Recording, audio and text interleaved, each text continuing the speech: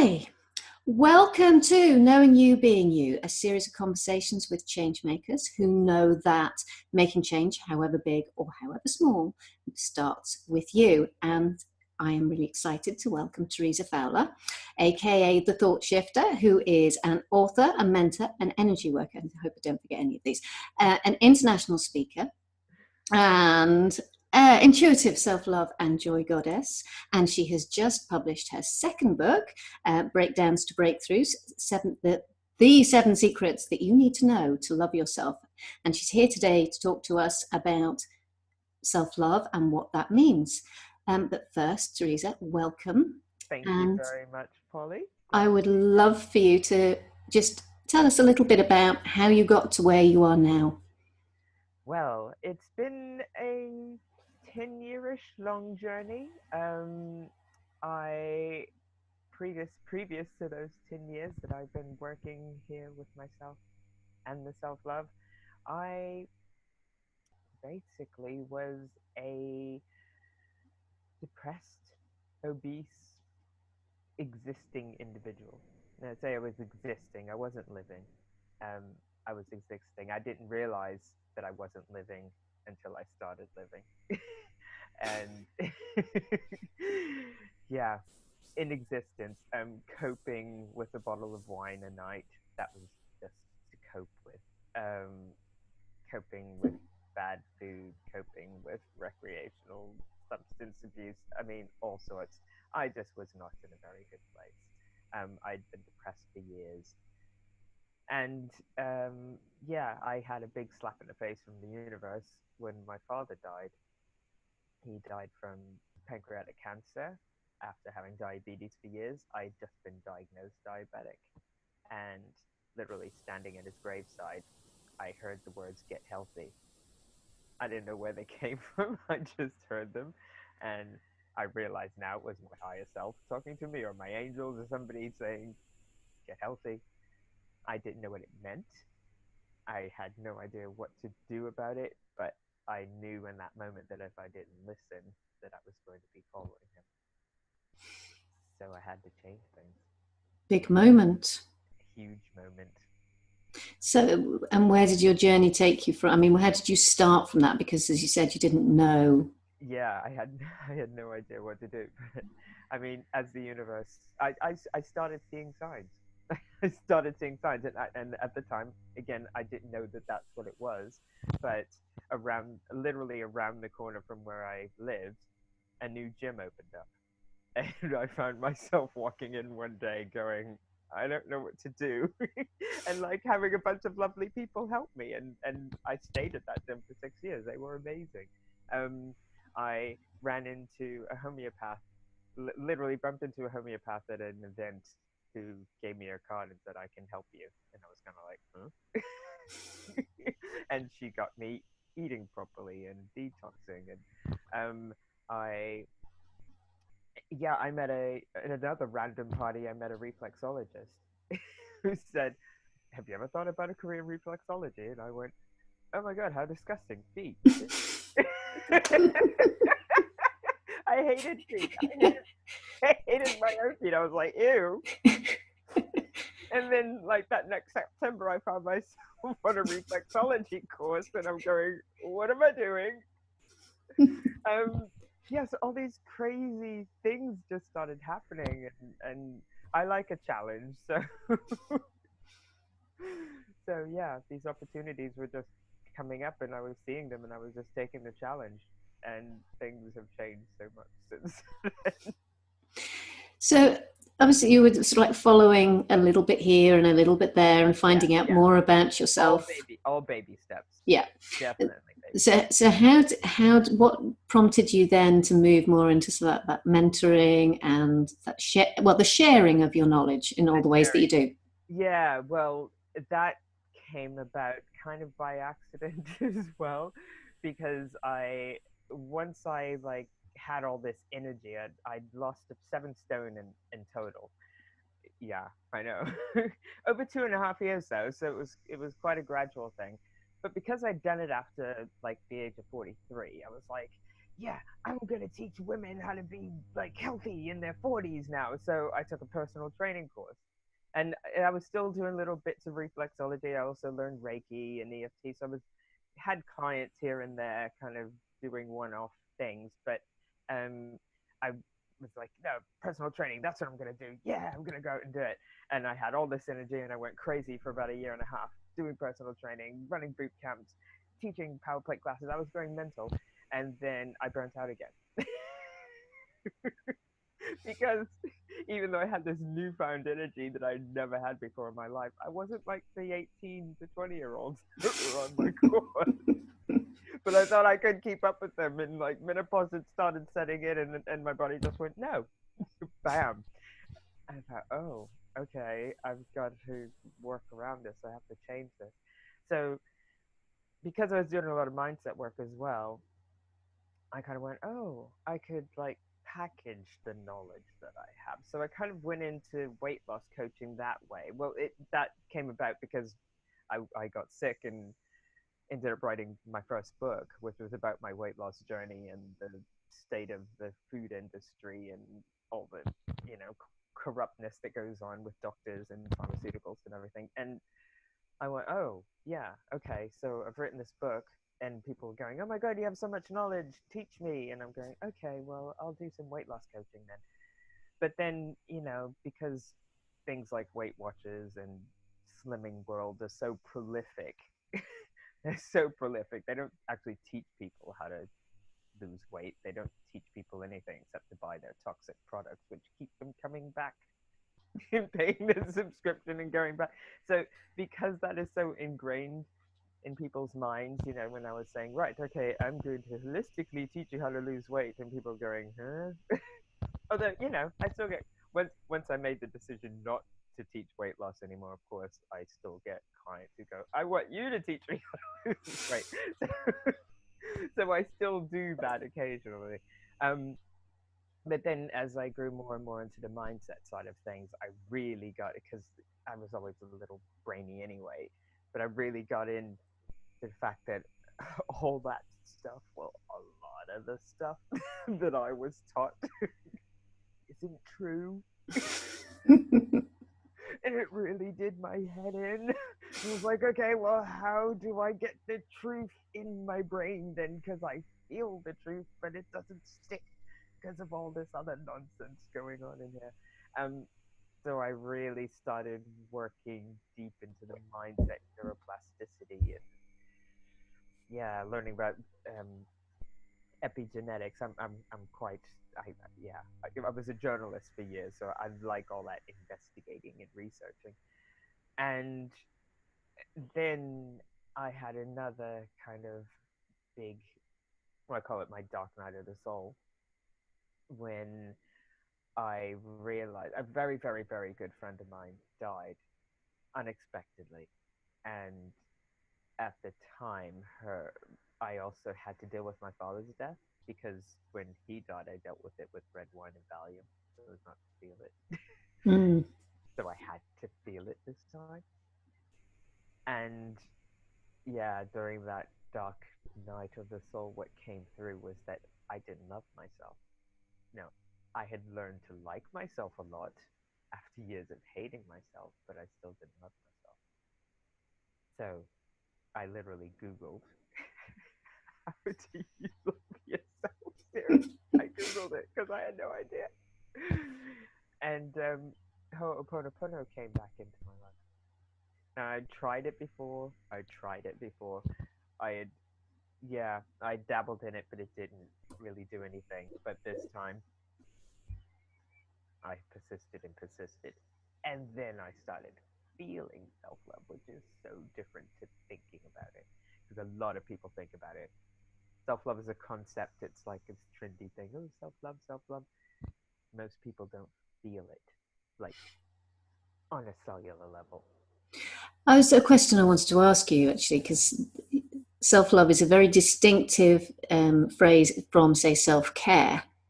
Absolutely. Um, Absolutely. so I was wondering if you could sort of tell us a little bit more about what self-love. I mean, what does self-love really mean? It's a feeling. it's a feeling, it's a state of being. Like self-care, and self-care can help you get to self-love, absolutely, but and it's an integral part of self-love. So self-care is something like, going for a nice long walk, or going to the spa and looking after yourself, or having a nice bath, or eating well. That's all self-care. And you do self-care things when you love yourself, obviously. But self-love, it's not a doing, it's a being. That's the easiest way to explain it. Yeah. Yeah, and it's actually a very alien concept for us Absolutely. culturally. Yeah, Absolutely. Because we're not taught to feel from our hearts. We're taught to think with our brains. And our hearts are actually 5,000 times more electromagnetically powerful than our brains. 5,000 times. it's amazing, isn't it? Yeah, well, I tell clients this as well. I was like, go sit in the park on a sunny day and watch the little kids in the playground and the dogs running around. Like, dogs just run around, energy, energy, energy, running around, play, play, play, energy, energy. And the kids are all like, la. Because they're all living from joy, living from their hearts. They're all like that. And all the adults are like this, crouching down on their phones, crouching, hunching, crouching, closing the heart chakra. You know, it's funny when you say that. I remember when my son was about 2, we went to a castle, and as a 2-year-old does, I think maybe it's 2, 3, something like that. He suddenly started doing aeroplanes, and he and I were running around like doing aeroplanes, going vroom, vroom, and having a great time. And then just out the corner of my eye, I caught my husband look and just see whether or not anyone was watching before he joined in. So, and it's like that moment of just letting yourself be yourself and experience it. Exactly. That's why we're here. Mm. To let ourselves be ourselves. It's not about what anybody else thinks or whatever. Yeah, it's not about that. But again, we've been programmed to believe that that's what, everybody else's agenda is more important than yours. Yeah, it's an interesting paradox, isn't it, though? Because we're both culturally, we're designed to fit in and to be part of the crowd and to do what everybody else does. But at the same time, we all have this immense calling that shows itself in different ways to be individual and to be recognized and seen as individual. Absolutely. But I've also realized, especially the past couple of years, with the connections that I've been making with amazing people, including yourself, is that you can shine as an individual and be accepted as part of a tribe, as part of a loving tribe, Yeah. a tribe that doesn't judge. Well, the judgment is a whole different debate at the moment, isn't it? Very true. So, what can we do? What steps can we take to actually be more fully ourselves? Oh, well, yeah, I have this. I did a talk the other day actually about easy self-love, and these are just like tiny little steps that you can take to just to help yourself get there. Baby, and as I said, baby steps. Do what feels good in the moment to help you get there.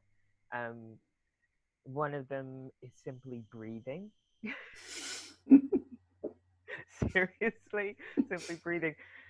I've seen so many people through reflexology, and I'd say 98% of them don't know how to breathe properly, or didn't know how to breathe properly before they met me. Um, we have a diaphragm, which sits on top of our organs just below our rib cage, and our diaphragm. The only reason that organ is there is for breathing.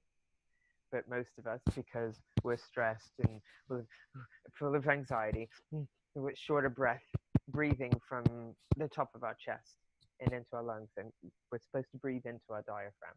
So when we breathe in, our bellies should expand outwards. Our hearts and chest should expand outwards. And as we breathe out, belly button comes back towards the spine. And deep breaths, lasting at least for a count of 3 or 4. That's how we should be breathing. because it also takes us back into our core, back into our center, where we remember ourselves. Because, of course, we are not these physical bodies, these bodies are just our vessels. So that breath drops us back down into ourselves. Um, and yes, I did mention this is self care, but it's also self love because nutrition is extremely important. If you're not feeding, it's just like a car. If you were driving a car with a diesel engine, you wouldn't put unleaded petrol in it, would you? Not unless you wanted a big bill. Exactly. It's exactly the same with the body. It's exactly the same with the body. So our physical, biological vessels want nutrition that Mother Nature has provided for us. They don't want man-made, I call it food with a pH, man-made fake food in wrapped in plastic and tinned and like with added chemicals. That's not what we're supposed to be eating. And our bodies don't like it. And No. eventually if you keep feeding that to your body, it's going to make you sick. And all this, oh, but it tastes better than real food. Well, no, it doesn't. That's all chemicals that men in white coats in a laboratory work very hard to make you eat and make you think that that's what you should, their taste buds should be doing. That's all chemical nonsense. That's not real food. I promise you. When I was obese and had a diet of, oh god, my average day, I used to kind of have a 2 liter bottle of Diet Coke, probably about 4 pints of beer, and I used to used to buy bread rolls and crisps and put ketchup on it, and like that's what I ate. It was disgusting. That was like an average day. It was disgusting, and I never went near vegetables. I used to hate vegetables, and now if I don't have kale every other day, then like watch out because I won't be happy. It is amazing how we can retrain our Completely. minds, really, more of our minds than our bodies. Completely. Yeah, it's definitely more of our minds, but yeah, now I crave kale. The taste of kale, it's like, yes, I obviously need these vitamins. Yeah, you can definitely retrain your mind, definitely. Um, what's another tip? Um, Spending time alone. So yeah, when I was definitely depressed, I always needed people around me, and and that was because I needed validation that I was okay. Um, I've always had the knack of, um, I've always had a decent sense of humor and always like make people laugh. So it was very easy to be the life and soul of the party, even when I was depressed in my head. A lot of comedians actually have this problem. They can easily be the life and soul of the party, but what's going on in their brains is another thing. And I used to hate being on my own. Couldn't stand it. But spending time alone, contemplating your own self, it's a big one because you have to sit with yourself in order to accept yourself completely. That is the big thing, isn't it? Is accepting yourself, Absolutely. accepting all that you have been, all that you can be. Absolutely. And yeah, I came up with this analogy a few weeks ago because I only just saw it, the yin yang symbol. So we are like the yin yang. We are well, everything is everything, as we know, but we are the yin yang. So in the darkness, we have to focus on that little bit of light, or else we'll be consumed by the darkness. And in the light, there's always that little bit of dark. We don't focus on it, we embrace it and accept it and love it. Yeah, and that is the hard bit because we don't like to look. Absolutely. Oh, we don't like to look at ourselves at all. Yeah, so I have a story about that too, the shadow side. I had to look at my shadow side. I had to accept it. When my friend died and I had to deal with my father's death, I really had to deal with the shadow because up until then, I was kind of, no, I wasn't kind of, I was of the thought, that, well, I've been working on myself and my vibration's much higher now and I'm having a really good time in life. It's so much better than it was. Don't have to deal with that shadow stuff. No, no, that's okay. Don't have to deal with it. I'm fine now. I'm fine now. No. The universe comes and hits you with it if you don't want to deal with it. You have to deal with it. And you have to learn how to embrace it with love.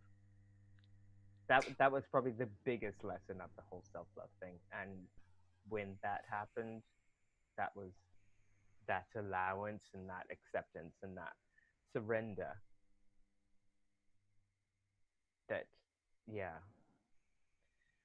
that surrender of, yeah, just let it be, just be love. Yeah. Yeah, not an easy, not an easy process to go through, but at the same time, probably one of the most rewarding. Definitely the most rewarding. Definitely, it was more rewarding than losing all that weight. Definitely. Well, it's about making peace, isn't it? Mm. Peace with yourself, because we're ever so good at beating ourselves up, blaming ourselves, holding Absolutely. ourselves to ransom almost. Absolutely. And again, that's conditioned. That's conditioned thinking, because yeah, shame. Shame's a big one because we are so conditioned to feel shameful about ourselves. And shame is actually lower on the vibrational scale of emotions than fear. So there is so much shame tied up with that whole not enoughness. Most of it, the deep rootedness is in shame. Mm. It's And that very heavy on the old shoulders as well. absolutely, which is why we spend so much time not accepting ourselves. Mm. Yeah, but surrendering to that self acceptance, allowing everything, because what something that happened in the past that you felt ashamed about or you did something, but it's in the past, it's not here anymore. It literally is not here anymore, and the universe still loves you. The universe loves and trusts you. You might as well start learning and trusting yourself because you're here. And also, I think that for me, that those experiences are so pivotal to giving us the lens through which we can experience life. Absolutely. And they are so pivotal to bringing out that special thing that we each have, because Yes. we all have one special Yes. thing that actually brings light to people. Absolutely. And we have to go through those experiences in order to find that. I was mulling up the other day actually on the fact that I think one of the greatest paradoxes is that the thing that we are the best or we find easiest at helping other people see and other people create with is the thing about ourselves that we cannot see without some serious whacking over the head by the universe. That is so true. That is so true. And I've just come to that realization as well. That is Yeah. so true. Because everybody's like, "You're amazing at this. You're so funny. You're blah blah blah blah blah," and I'm going, "Seriously, universe? Seriously? Is this what I teach now?" It's funny because it is that thing where we can't see ourselves as other people see us, and it's if you ask other people, they'll say, oh, they're always so kind, they're so generous with their time, they always make me laugh, or they're really good at helping me see, whatever it is. And we're like, huh? Really? You sure? Because it's for me, I've only just come to the realization that seeing people's story and seeing how that opens up pathways for them is something that I've always done. I've always been able to do with absolute ease with other people. I couldn't do it for love nor money with myself. You go, oh, okay, yeah. Mhm. So, and that's part of the acceptance, of everything that we have been through Exactly. in order to get to here and now. Exactly. And it's really funny because even when I was younger and like bad marriage or being horrible to somebody that I really shouldn't have, all those things, I never had a regret I always used to say there's no point in having regrets because, like, if you have regrets then you spend time being miserable. And I guess I learned that from my grandmother, because my grandmother, lived through the war, had 3 husbands, did all sorts of crazy things, but she was just like, no, what's the point in regretting anything? I'm like, yeah, Yeah. yeah. Yeah. But so many people you hear go to their grave with regrets, and I'm like, no, that's That was a comment. Yeah. exactly. No regrets. No regret. No regret. Yeah. There's no point. You're just carrying around that energy. Exactly. Yeah, that's exactly what I've been saying to my son, because at the age of, he's 9 now, and he's been going through all sorts of things where he's just, I can't stop thinking about it. Oh, it's like he nearly set fire to the house. So he's like, I can't stop thinking about what could have happened. I said, well, it didn't It happen. didn't happen. Exactly. It didn't happen, and you can carry this around with you for the rest of your life, or you can say that was a silly mistake. Learn from that one because I won't do it again. Exactly. Exactly. Exactly. Absolutely. She's lucky to have So, a mum like you. yeah. So when if we as we are on our journey to love ourselves, hmm um, how does that help us create what we've been called to create? Um. Okay.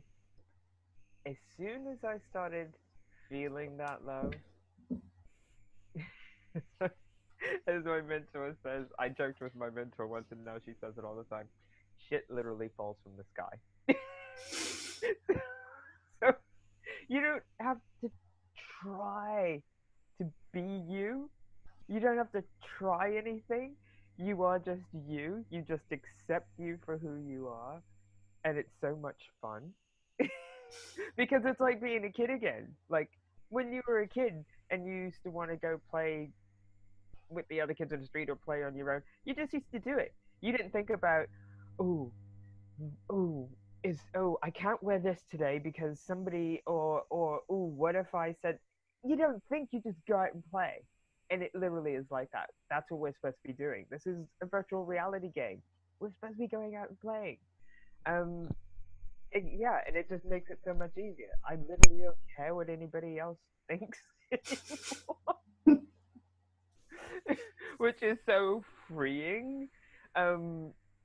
If somebody, of course you get trolls then, and if somebody does troll, it's just like, oh, you know, I feel for you because I know you're hurting in your heart, and that's the reason why you're doing it. So I love you. Bye bye. Yes, I mean It doesn't bother me. yeah, it's funny. I always said to when I was managing people, I always used to say to them, complaints are a good thing. You Absolutely. want complaints, Yes. but they would feel it so personally. And I said, why are you taking it personally? Did Exactly. you do your best? Yes. Well, then really, it's an opportunity for you to feel better about what you do, because you Absolutely. you know that you did your Absolutely. best. Absolutely. And if you're somebody on somebody's radar who feels the need to complain, then at least you're getting out there. And yeah, also if somebody is that desperate to complain, they're going through so much pain right now that you can only send compassion their way. Yeah. It's yeah, it's not rocket science. Um, so yeah, just going out and having as much fun as possible. And you literally do have as much fun as possible. Things happen now that I'm like, my brain couldn't have thought, ooh, right, yes, this is logically going to happen next. No, crazy things happen, and it's just like, oh right, yeah. And if it feels good and fun, go for it. If it doesn't, don't. It literally is that easy. I don't Yeah. I don't I don't spend nights awake anymore kind of going, oh, what about this situation, or what about that? Like, seriously, no. It'll When sort stuff, itself out. it'll sort itself out. It always does. It Yeah. always does. And I have that complete faith and trust in the universe now that everything happens at the time it's supposed to happen. Divine timing is extremely important, because even when you're in a good place and you're like, yes, yes, and right, and gonna plan this and gonna do that, and you have to let go of the outcome. You completely have to let go of the outcome, because the universe, in its divine timing, will bring it to you. It always comes to you, but it's divine timing. You have to trust in that. We have got ourselves socially so stuck in this thing of actually knowing the exact steps that we're going to take. Yeah. That we close ourselves. This is what I see all the time with people I'm working with, is that I've got to do this, this, and this. I do it myself as well. No one. I know, we all do it. And then all of a sudden, that opportunity, that bit of inspiration that was slightly off to one side, you just go straight past it because you can't see the relevance of it. So I always say, dream so big, so far away that you can't possibly see the steps. Exactly. And then you actually open up the space for anything to happen. Absolutely. That's where the magic is. Yeah. That's where the fun is. That's where the change is as well. That's where the change is. Absolutely. So you've just published your second book. Yes. Which I assume people can get to from your website. Yes, they can get it. They can get a free download, a chapter preview from my website, www.breakdownstobreakthroughs.com/book of love.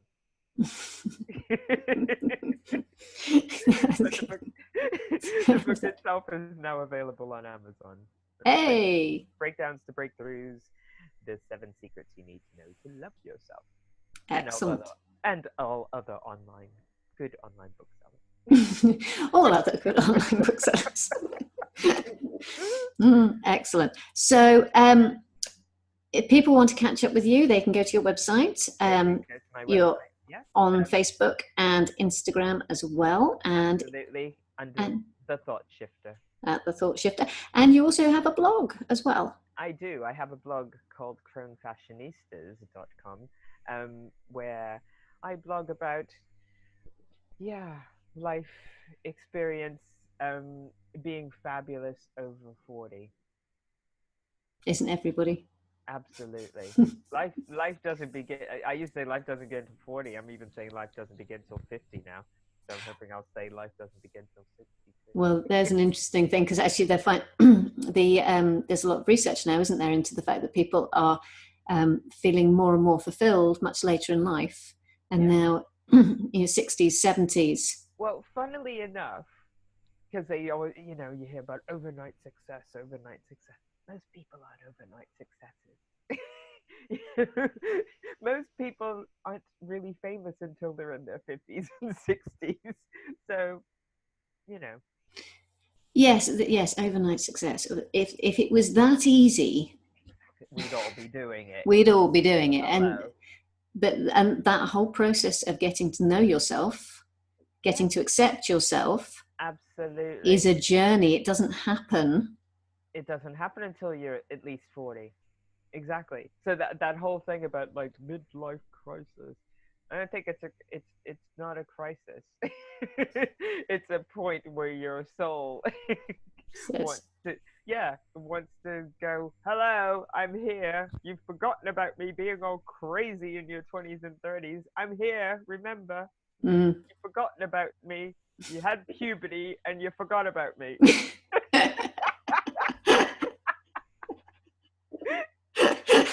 That's what it's like, isn't it? You had puberty and you forgot about me. You weren't crazy. You had lots of sex. You forgot about me. But I'm here. Yes, and I'm getting a bit bored of this existence you've created for me. Exactly. Yes, there's more. There's more than sex and drugs and rock and roll. Hello? Let's go have some fun. Exactly. Oh, thank you, Theresa. It's been wonderful to talk to you. It's been very thought-provoking. Obviously, you can find out more about Theresa. The links to everything will be underneath this video. So please do go and follow up and see what magic she can share with you. And thank you so much. It's been absolutely wonderful. Thank you, Polly. Really grateful for having me here. Yeah.